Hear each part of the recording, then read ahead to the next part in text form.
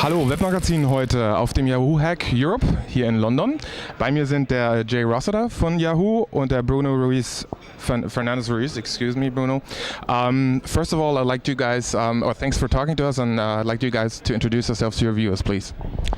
Sure. Hi, my name is Rossiter, and I lead platform technologies at Yahoo, which is a core technology that we use to power the company. And part of my organization is Hack Day, which you see happening here. I'm a Yahoo fellow. I work on advertising and content personalization and around mobile and mobile platforms. Jay, you just kicked off the Yahoo Hack in London here today. Tell us a little bit about the event, please, and your expectations, or what are you looking forward to? Yeah, no, this is a fantastic event. The event has over 300 developers, I think, representing 12 countries. It's part of our Open Hack series. Hack Days is a big part of Yahoo's DNA overall.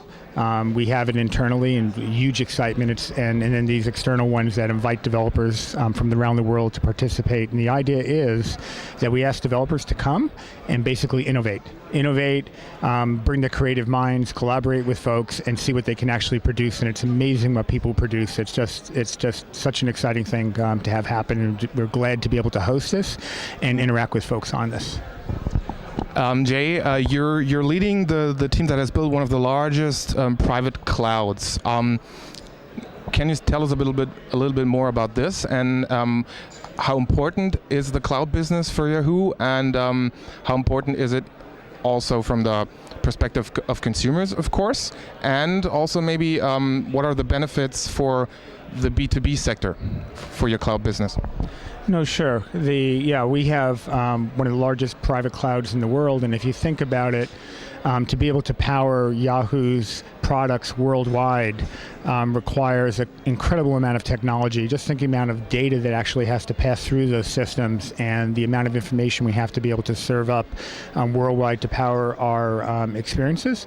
So you imagine, we have 700 million active users and about 4 billion page views a day, and all of that actually has to be processed. The data that goes through to bring the experiences that we have in our different products has to be very fresh. It has to be processed, cleansed, served, measured back, ads have to be served, etc. And what that requires is a very, very robust infrastructure that has very tight service levels, very tight SLAs. So if you think about what people think of as a cloud today, things like what they use Amazon or something, imagine doing that as a single product set. And then driving it where you can't afford downtime. You have to always be up, you always have to be fresh, and you have to always be serving everywhere in the world. So that's on the consumer side.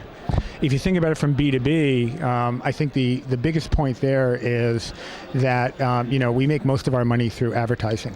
Advertising is fundamentally a B2B business. We deal with advertisers, they serve ads, and the amount of complexity and the latencies, how quick we have to be able to make decisions and serve information is incredible, right? And if you think about it, think about a stock exchange, and then more so. And what has to actually the kinds of transactions that have to happen very, very quickly. All that goes through our systems, and we have to be up and running and processing to make that happen. So both on the consumer side and on the B2B side, if you just think about advertising, it's about systems that scale, systems that deal with massive amounts of data, and systems that have to have low latency and just incredibly tight service levels. And that's what I mean. Advertising is a good segue, actually, Bruno. I'd like to talk a little bit about the topic of mobile targeting.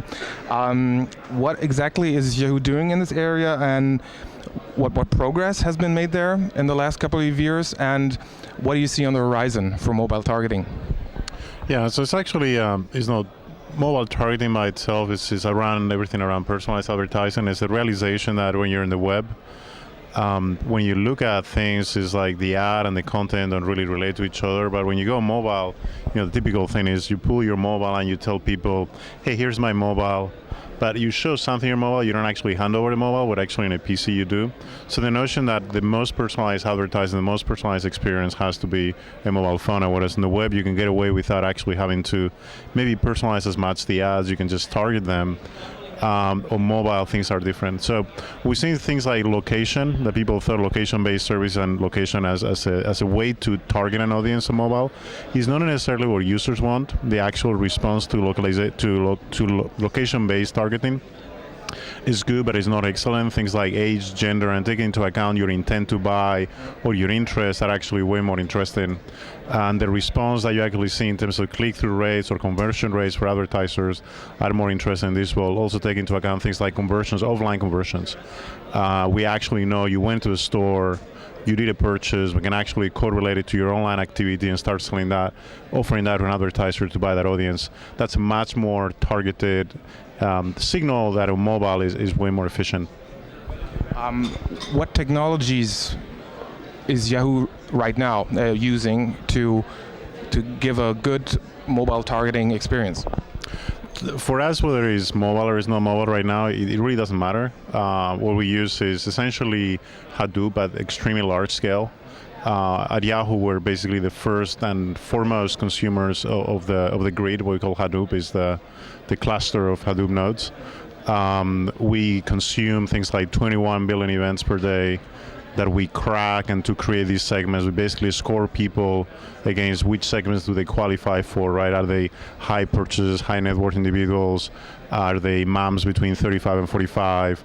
So as an advertiser, when you go and make a spend with Yahoo, you know, I'm not just going to spend like $1 million across 100 million impressions, but actually I can target exactly the demographic or who is that segment of the audience that is really going to convert, and concentrate my dollars in terms of the amount that I pay for it. So instead of paying like $1 for across 100 million, I can go and say I'm just going to pay $10 for that million that I know exactly is the audience that I really want.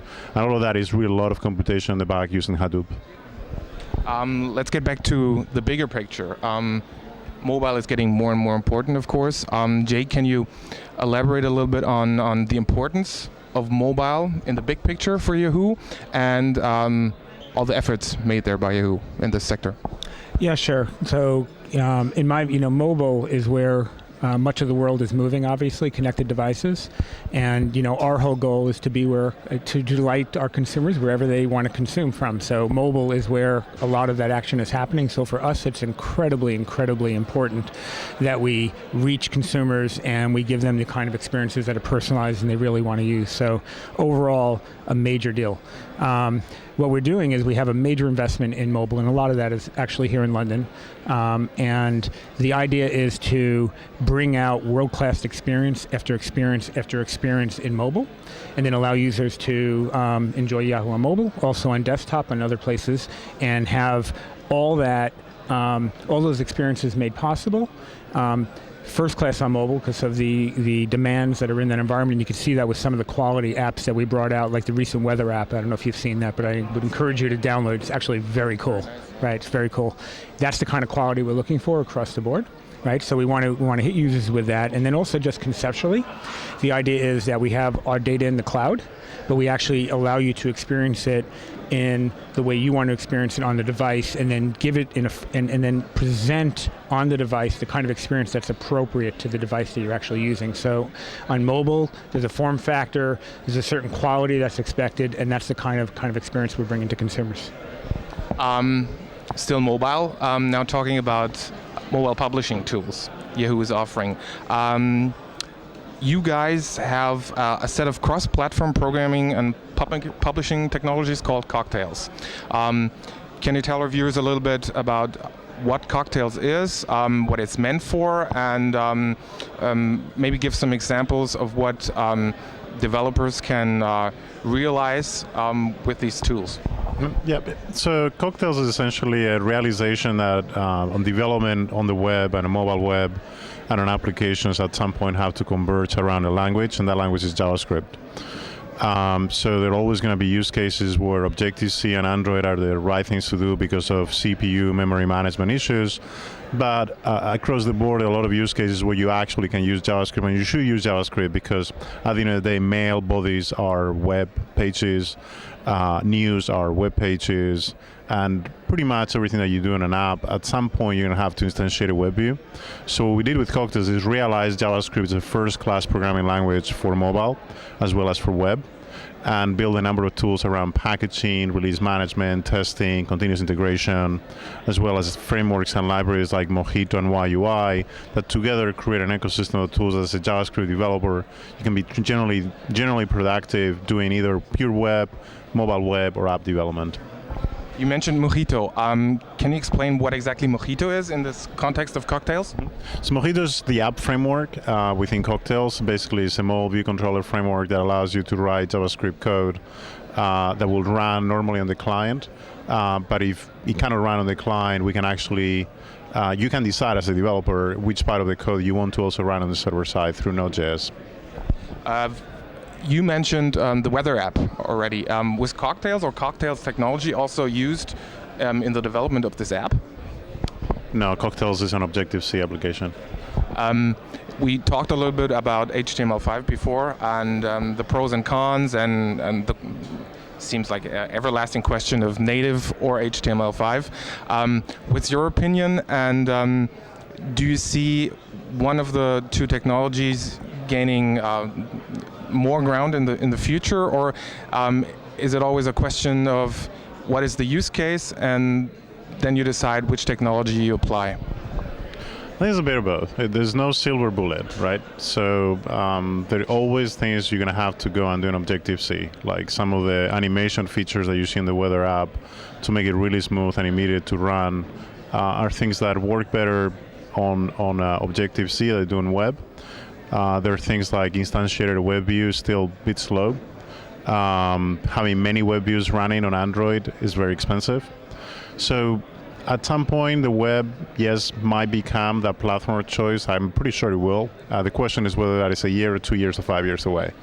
And the way that I put it is very similar to the way Microsoft ActiveX at some point started to decrease in relevancy, even though it was probably, from a programming standpoint, a platform that had everything developers wanted. It's just you did not have the distribution across all the operating systems and all the platforms. I think for the web is the same, right? It's as a developer, you need to make a choice whether you're betting on that future for cross-platform development, or you want to have best-in-class experiences for Android and for iOS today. And for some cases, you can do a hybrid, which is, most of my code runs on both, but that critical section code that I really want to have that best performance, I'm going to do in Objective-C or I'm going to do it in Android. Thanks so much, guys, for talking to me. Anything in particular you're looking forward today? For me, I'm interested in seeing what people can actually create. I mean, to me, it's so wonderful to see Hack Days, because it's amazing. I mean, it's such a short period of time, but a lot of these technologies are very accessible, and when the right kind of people get together and work on these, things pop, and I'm just looking forward to seeing what that is.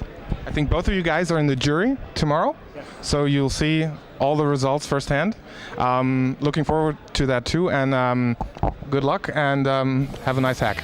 Thank you very much. Bye.